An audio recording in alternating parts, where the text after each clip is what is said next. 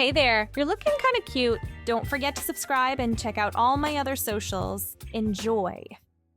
The mirror-lined elevator ascended toward the 20th floor, its polished surfaces reflecting back an image that made the figure inside adjust the navy blue tie for the third time. Dark eyes studied the reflection. Sharp jawline, close-cropped black hair, pressed white dress shirt beneath a charcoal gray suit. Everything appeared perfect, yet something felt off. "Good morning, Mr. Patel." The receptionist's voice cut through the morning quiet as the elevator doors parted. "Morning, Jennifer." The response came automatically while striding past her desk toward the corner office. The nameplate read, Samir Patel, Vice President, Consumer Insights. Inside the office, floor-to-ceiling windows revealed the city sprawling below. The desk held neat stacks of market research reports, all focused on the beauty industry. Each page contained numbers, graphs, demographics, everything except understanding. "We're losing market share in the 18 to 35 female demographic." The CEO's words from yesterday's board meeting echoed in memory. "I need someone who truly understands what our customers want." The intercom buzzed. "Your 9 o'clock is here. Send them in." Rachel Morrison entered, her portfolio tucked under one arm. The creative director wore a burgundy blazer over a cream blouse, her blonde hair pulled back professionally. She spread mock-ups across the desk, lipstick ads, skincare campaigns, perfume bottles. These tested poorly with focus groups. She tapped the first image. Women said it felt disconnected, like we don't understand them. Because we don't? The admission hung heavy in the air. "I've studied every report, analyzed every trend, but there's something fundamental I'm missing." Rachel leaned back in her chair. "You know, some executives have taken unconventional approaches to market research, such as immersive experiences, really stepping into the customer's shoes." She pulled out her phone, scrolling through contacts. "I know someone who specializes in helping people understand different perspectives, professional, discreet." The business card she slid across the desk was elegant, black with silver lettering. "Vivian Clark, Transformation Consultant." Transformation? She helps executives experience products and services from their target demographic's viewpoint. Several Fortune 500 CEOs have used her services.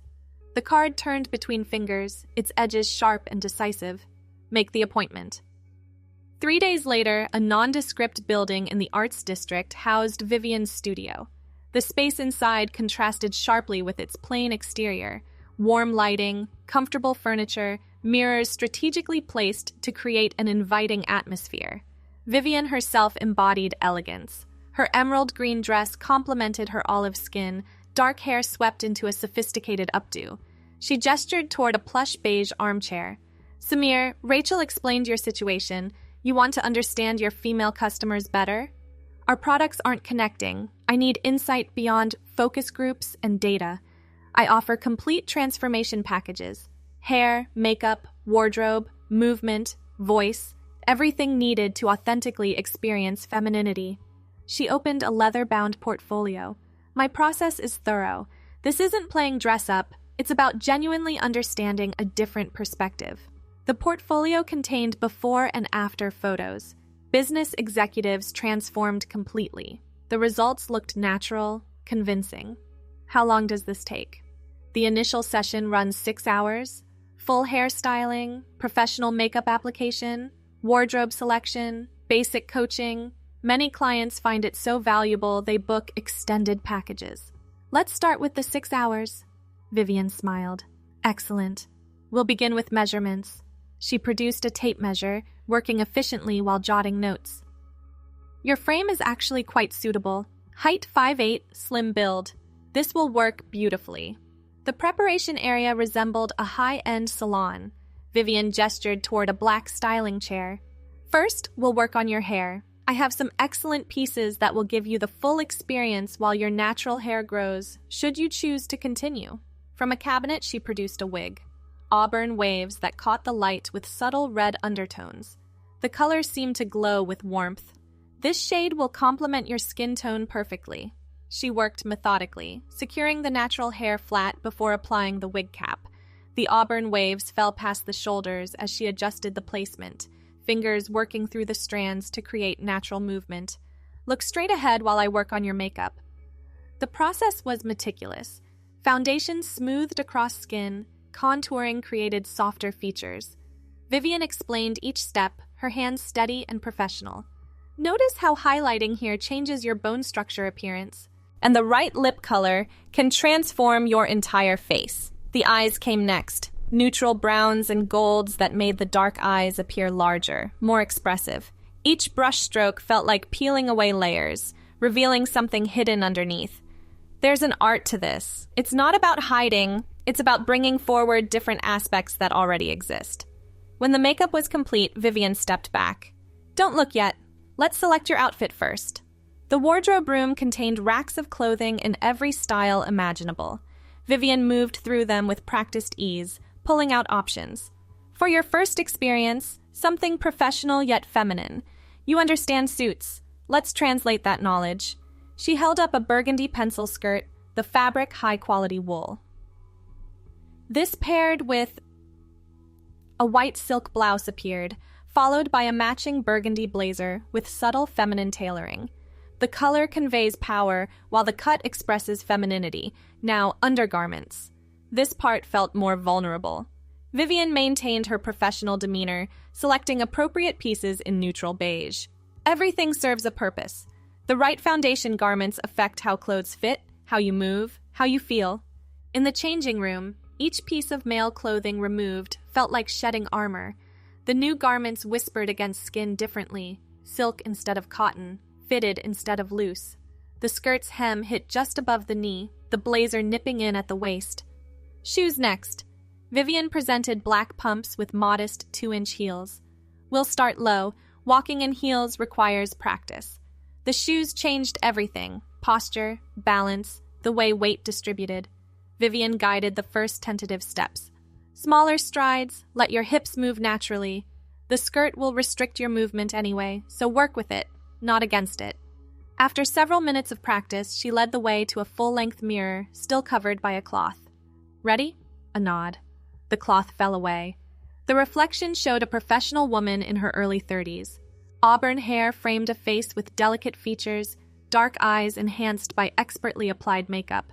The burgundy suit fit perfectly, suggesting curves while maintaining elegance. The woman in the mirror looked confident, successful, beautiful. Words failed. "Take your time. This can be overwhelming." The reflection moved when commanded, a hand raising to touch the auburn waves, smoothing the burgundy skirt. But it felt like watching someone else, someone who'd been waiting inside all along. "How do you feel?" "Different, but also right?" The voice sounded strange, still masculine but softer from conscious effort. That's common. Many clients describe feeling more authentic, like meeting themselves for the first time. Vivian circled, adjusting the blazer's shoulders. "Would you like to practice more? Walking, sitting, gestures?" "Yes." The next hour involved learning new ways of moving, how to sit with knees together, how to smooth the skirt when standing, how to hold hands more gracefully. Each adjustment felt like learning a language that somehow seemed familiar. "You're a natural." Vivian's approval carried weight. Some clients struggle for hours with what you've mastered in minutes. It doesn't feel like mastering, more like remembering. Interesting choice of words. She glanced at her watch. "We have 3 hours left. Would you like to go deeper? Voice training? More advanced movement?" "Everything. I want to understand everything." The voice work proved challenging. Vivian demonstrated pitch changes, resonance, speech patterns. "It's not about falsetto. Raise your larynx slightly. Yes, like that. Now speak from that position." "Hello, my name is..." A pause. The name Samir felt wrong on these burgundy-painted lips. Many clients choose a feminine name for their experience. It helps with the immersion. "Lauren." The name emerged without thought. "My name is Lauren." "Hello, Lauren. How lovely to meet you." The remaining time flew past. Vivian taught dining etiquette, how to hold wine glasses, how to eat without disturbing lipstick. She demonstrated walking variations for different scenarios, how to carry a purse, how to adjust hair naturally. "Your 6 hours are almost up. How would you like to proceed?" Lauren studied the reflection again. The thought of removing the auburn wig, washing away the makeup, returning to the charcoal suit felt like contemplating amputation. You mentioned extended packages?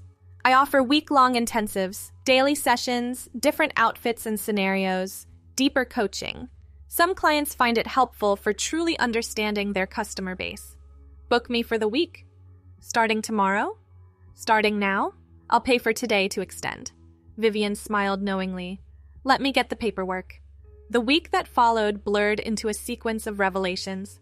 Each morning began in Vivian's chair, the auburn wig carefully placed, makeup applied with increasing skill as she taught Lauren to do it herself. The wardrobe expanded, professional wear gave way to casual outfits, evening wear, athletic clothing. Each outfit unlocked different aspects of femininity. Today we're focusing on casual shopping. Vivian held up a pair of dark blue jeans and a rose-colored sweater. Different contexts require different presentations. The jeans hugged differently than men's cuts, the sweater's neckline revealing collarbones that looked more delicate with the right posture. Brown ankle boots completed the ensemble. I want to test this. Really go shopping. I often accompany clients on excursions. It's part of the full experience. The department store felt like entering a new world. Sales associates approached differently, their entire demeanor shifting. Can I help you find anything, miss? Just browsing, thank you. The voice came out naturally now, practice making it automatic. In the cosmetics department, Lauren sampled lipsticks, while Vivian offered guidance. The sales associate chatted about new formulations, seasonal colors, application techniques. The conversation flowed easily, woman to woman, customer to advisor. That coral shade is gorgeous on you, really brings out your eyes. You think so? Lauren studied the small mirror, turning to catch different angles. Absolutely. And if you buy two, there's a promotion. The interaction revealed volumes about customer service approaches, product positioning, the entire retail experience from a perspective those market research reports never captured. That evening, Vivian suggested dinner at an upscale restaurant. Lauren wore a black cocktail dress, sleeveless, hitting mid-thigh, paired with strappy heels that required concentration to navigate. Notice how the server addresses you, where his eyes focus, how he presents the wine list. Every detail became data. The way other diners glanced over, how men held doors, how women smiled in restrooms while touching up lipstick. The entire social dynamic shifted based on presentation. I've been blind to half the world. Lauren set down the wine glass carefully, mindful of the deep red lipstick. All those focus groups, all that data, it's like reading about swimming without ever touching water.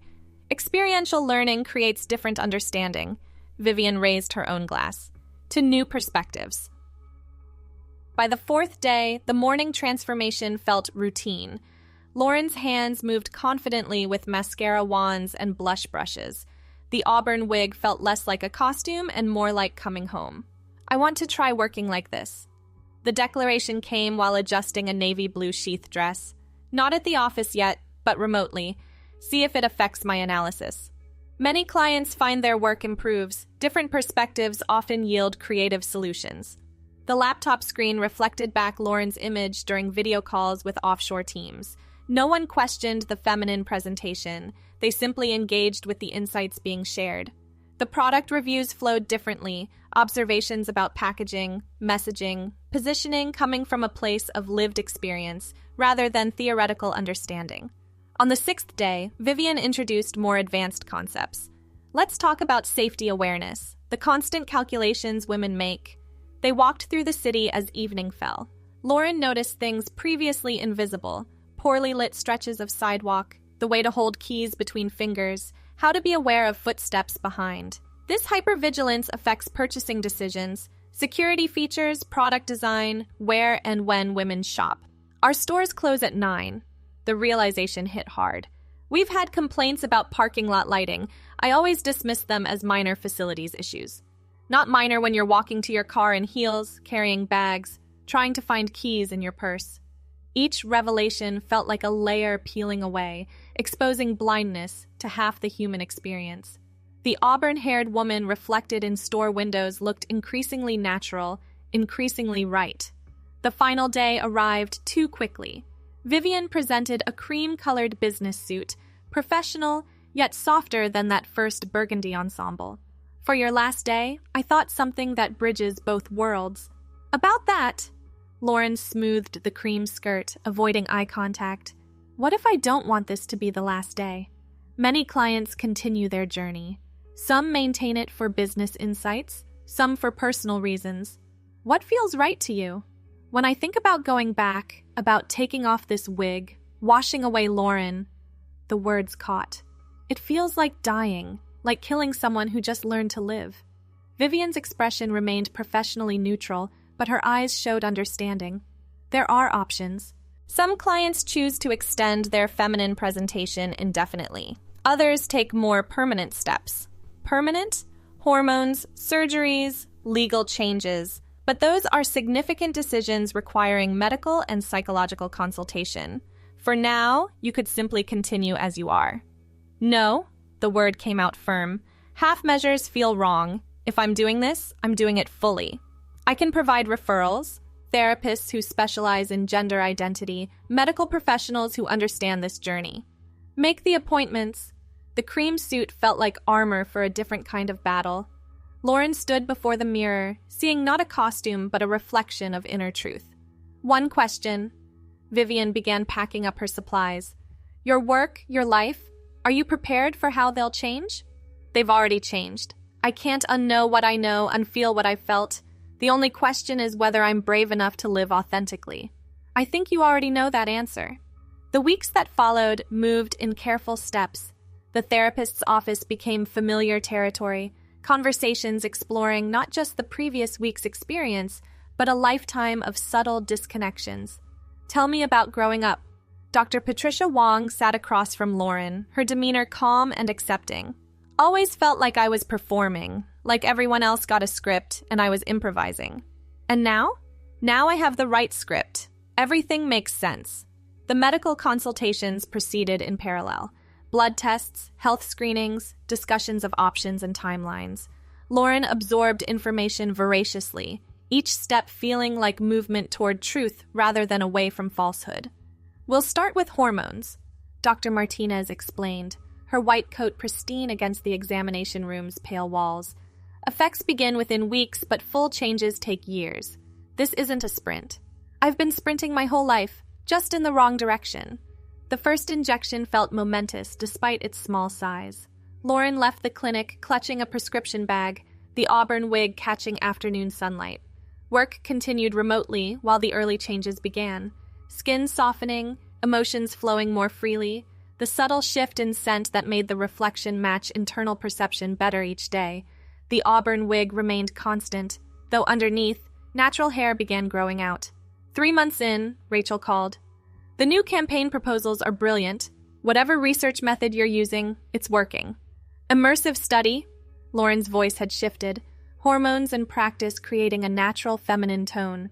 I've been living as our target demographic. That's dedication. When are you coming back to the office? Soon. The decision required preparation. Legal name changes proceeded through bureaucratic channels. A new wardrobe accumulated, professional pieces that would withstand corporate scrutiny. The auburn hair now reached past the wig's edge, natural growth matching the chosen color through careful dyeing. 6 months after that first transformation, Lauren stood in the executive bathroom adjusting a charcoal gray dress. The cut echoed that first suit, but fitted differently now, subtle physical changes creating new lines. The auburn hair was entirely her own now, styled professionally. Ready? The reflection asked. Ready. The elevator ride felt eternal and instant simultaneously. Jennifer's eyes widened at the reception desk. Can I help you, Lauren? Good morning, Jennifer. Is the conference room ready for the 9 o'clock? Yes. Yes, it is. The walk through cubicles created a wave of turning heads and whispered conversations. Lauren maintained steady strides, the click of black heels announcing each step. The conference room filled quickly. Rachel arrived first, her expression cycling through surprise, recognition, and something like pride. Lauren, you look amazing. Thank you. Shall we discuss the quarterly projections?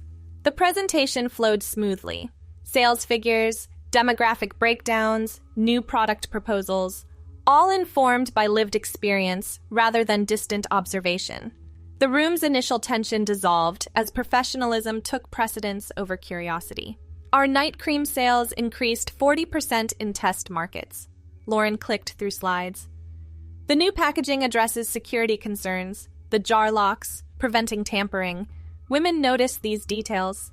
Questions came tentatively at first, then with increasing confidence as the meeting progressed. By the end, the focus had shifted entirely to business, Lauren's transformation becoming simply another fact of corporate life. The CEO requested a private meeting that afternoon. His corner office commanded views of the entire city, power radiating from every carefully chosen detail. Lauren, he corrected himself. I need to understand what's happening here.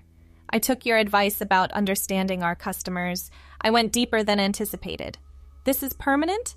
Yes, and it's made me better at my job. The last 2 quarters prove that. He studied the sales reports again. They do. Your insights have revolutionized our approach. Because I'm not theorizing about women's experiences, I'm living them. HR will need documentation, medical letters, the usual corporate requirements. Already prepared. Lauren placed a folder on his desk. Everything needed for official records. And unofficially? Unofficially, I'm the same person who's worked here 8 years, just more authentic and significantly more effective. A long pause. The board cares about results. You're delivering results. Then we understand each other. The months that followed established new rhythms. Lauren's office, the nameplate updated, became a hub of innovation. Product development teams sought input on everything from compact mirrors to athletic wear. Each recommendation came grounded in experience. The pregnancy test packaging needs work. Lauren addressed the design team, her pearl necklace catching fluorescent light. Women taking these tests are stressed, possibly emotional. Clear instructions, easy opening, discreet disposal options. These aren't luxuries. The lead designer, a man in his 50s, took notes diligently. We never considered the emotional state of the user. Because you've never been the user? I have. Design for the complete experience, not just the function. Sales continued climbing. Market share in the coveted demographic expanded quarter after quarter. Lauren's approach, empathy backed by expertise, resonated through every department. A year post-transition, the company launched a new initiative. Lauren stood before assembled press, auburn hair gleaming under television lights, wearing a teal dress that suggested authority while remaining approachable. We're not just selling products, we're acknowledging the complete lives of our customers. Every decision, from store lighting to online interfaces, reflects genuine understanding of women's daily experiences. A reporter raised her hand. Ms. Patel, your personal journey has been quite public. How does that influence your professional role? My transition taught me that authenticity drives connection. When we truly understand our customers, their fears, hopes, daily challenges, we can serve them better. That's not just good ethics, it's good business. The initiative succeeded beyond projections. Competitors scrambled to copy the approach, but surface-level changes couldn't replicate deep understanding. Lauren's team expanded, hiring consultants who brought diverse perspectives, creating products that addressed real needs rather than perceived ones. 2 years in, at the annual shareholders meeting, Lauren presented from the main stage. The massive auditorium held thousands, her image projected on screens for those in distant rows. She wore a deep purple suit, the color conveying both power and approachability. When I started this journey, I thought I was researching our customer base. Instead, I discovered myself and revolutionized our company in the process. The presentation detailed growth figures, market expansion, brand loyalty metrics that exceeded all projections. But between the numbers, Lauren wove stories.